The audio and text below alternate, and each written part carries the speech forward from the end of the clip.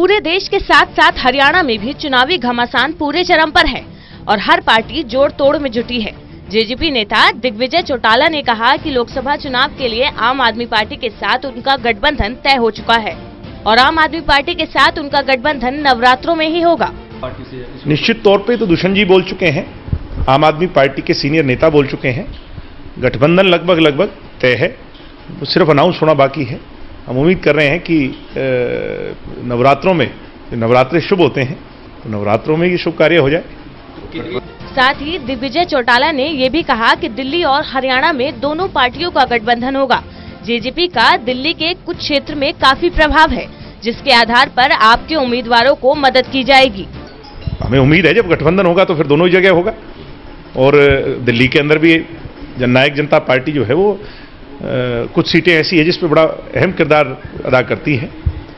हम उनकी वहाँ मदद भी करेंगे, जहाँ हमारे लायक हो पाएगा हम दिल्ली में उनकी मदद करेंगे और आने वाले समय विधानसभा के अंदर दिल्ली के अंदर मजबूती से जेजेपी चुनाव भी लड़ेगी। वहीं दिग्विजय चौटाला ने कहा कि लोकसभा चुनाव के लिए उनके उम्मीदवारों का चयन जनता की भावना के अनुसार ही किया गया है और आने वाले 16 अप्रैल को उम्मीदवारों की घोषणा कर दी जाएगी। बहुत अच्छी तैयारियां हैं और स्क्रीनिंग कमेटी के जो सारे नाम हैं वो अजय सिंह जी चौटाला तक भिजवा दिए गए हैं। वो उस पर अपना फैसला 15 तारीख को सुनाएंगे और 16 तारीख को पार्टी कैंडिडेट अनाउंस ऑफिशियली करेगी, जहां तक मुझे जानकारी है। पार्टी ने हर वर्ग के और हर तबके के कॉम्बिनेशन ऐसा 10 सीटों पे बनाया है कि जब अनाउंसमेंट होगी तो फिर हरियाणा के लोगों को ये एहसास होगा कि कहीं ना कहीं हर कैंडिडेट में और पार्टी का जो नॉमिनी है उसमें हमारा भी हिस्सा है।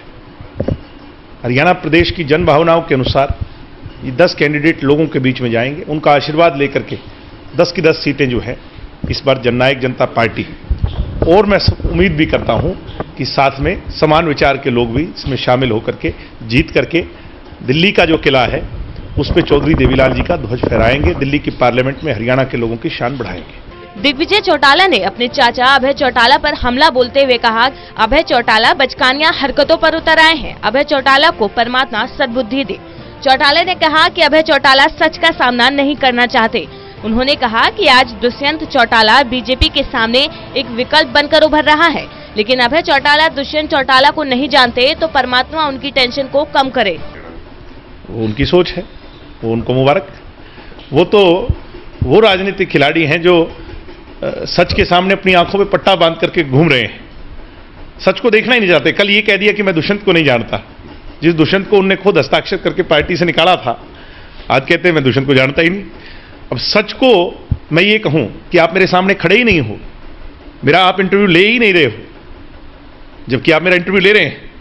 इसी हिसाब से दुष्यंत आज हरियाणा के अंदर एक विकल्प बन करके खड़ा हो गया बीजेपी का, आने वाले समय में भविष्य हरियाणा का।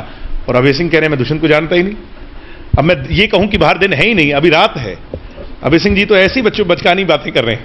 अब परमात्मा उन्हें सद्बुद्धि दे, उनके स्ट्रेस को कम करे और उन्हें जो है ना इस फ्रस्ट्रेशन से बाहर निकाले। मैं तो परमात्मा से प्रार्थना करता हूं। बहरहाल देखना होगा कि आप और जेजेपी का गठबंधन हरियाणा और दिल्ली में कितने सीटें जीत पाती हैं। ये आने वाले 23 मई को ही पता चल पाएगा, जब चुनाव के नतीजे सामने आएंगे। सिरसा से सतनाम सिंह की रिपोर्ट।